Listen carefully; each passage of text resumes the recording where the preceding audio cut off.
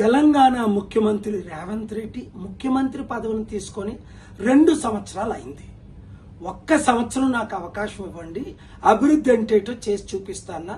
నేను కూడా ఆయనకు పూర్తి మద్దతుగా సీఎం కాకముందు, సీఎం అయిన తర్వాత ఒక 10-15 స్టేట్మెంట్స్ ఇవ్వడం మీరు చూశారు. 7-8 సార్లు ఆయనతో కలిసి అనేక సలహాలు ఇచ్చి రాష్ట్ర అభివృద్ధి కొరకు, ప్రజల అభివృద్ధి కొరకు ఏం చేస్తే అప్పుల నుంచి బయటపడతామని చెప్పాం. కానీ ఆయన వినలేదు సరికదా, ఎగ్జాక్ట్ గా ఆపోజిట్ చేసి నేను ఇచ్చిన సలహాలకు అన్నిటికీ వ్యతిరేకంగా పనిచేసి ఈ రోజు తెలంగాణ రాష్ట్రాన్ని సర్వనాశనం చేసినందుకు తక్షణమే ఆయన రాజీనామా చేయాలి. ఎందుకు రాజీనామా చేయాలి? కారణాలు బాగా వినండి.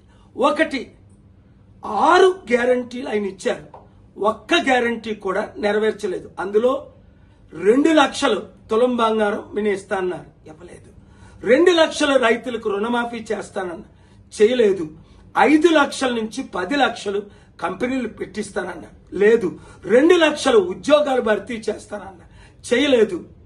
నిరుద్యోగులకు 4,500 అన్నారు, ఇవ్వలేదు. మహిళలకు 2,500 అన్నారు. గ్యాస్ సిలిండర్ ఇలాగ చూసుకుంటూ పోతే 100 వాగ్దానాలకి కంటే ఎక్కువ ఇష్టం వచ్చినట్టు, నోటుకొచ్చినట్టు అబద్ధ వాగ్దానాలు ఇచ్చి ఓట్ల కొరకు అందరినీ మోసం చేశానని ఆయనే ఒప్పుకున్నారు. ఇప్పుడేంటి, డబ్బు లేదు, నన్ను కోసికి తినండి అంటున్నారు.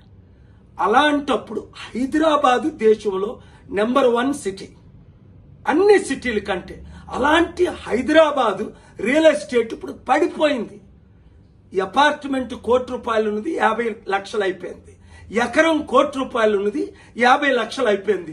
100 కంపెనీలు హైదరాబాద్ విడిచిపెడుతున్నారు. బాగుపడింది ఎవరు?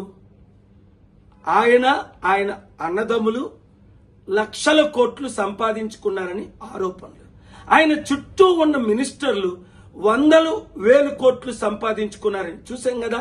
పొంగులేటి శ్రీనివాసరెడ్డి రెవెన్యూ మినిస్టర్ కొడుకు మీద రుజువులతో ఎఫ్ఐఆర్ అవ్వడం, 100,000 కోట్లు ఆస్తి దోచుకోవడం.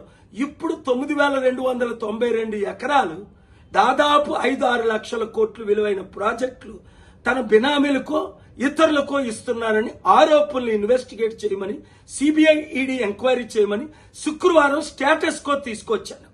ఇలాంటి 18 పెద్ద కేసులు ఉన్నాయి. 1 by 1తో మీ ముందుకు నేను వస్తాను. ఆయన మారాలని ప్రార్థించాను. 7-8 సార్లు కలిశాను. మిమ్మల్ని అందరినీ ప్రార్థించమన్నాను.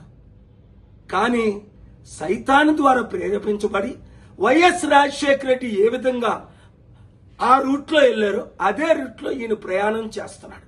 ఇంకా లాభం ఎవరికి? కాంగ్రెస్ పార్టీకి. 100,000 కోట్లు ప్రతి నెల పంపిస్తున్నారని బీఆర్ఎస్ బీజేపీ వాళ్ళు ఆరోపణలు చేస్తున్నారు. నోరు మూయించడానికి బీఆర్ఎస్ బీజేపీ వాళ్ళు చుట్టూ పెట్టుకున్నాడట కొంతమందిని.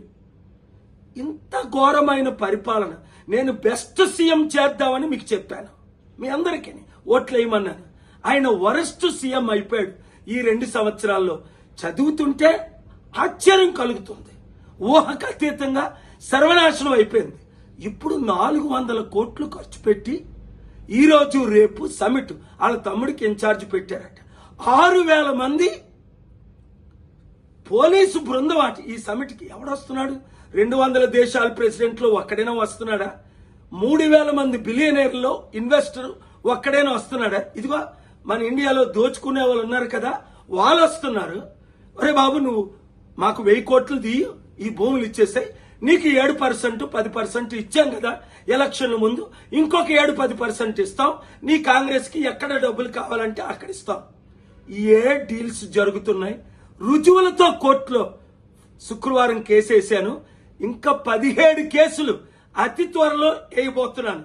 ఆయన మార్పు చెందితే అభివృద్ధి చేద్దాం, మార్పు చెందకపోతే దేవుని ఉగ్రత, ప్రజల ఉగ్రత, ముఖ్యంగా నిరుద్యోగులారా రండి కలిసి పనిచేద్దాం. ఈ వీడియో అందరికీ షేర్ చేయండి. తెలంగాణను కాపాడండి, తెలంగాణ ప్రజలను కాపాడండి. God bless you.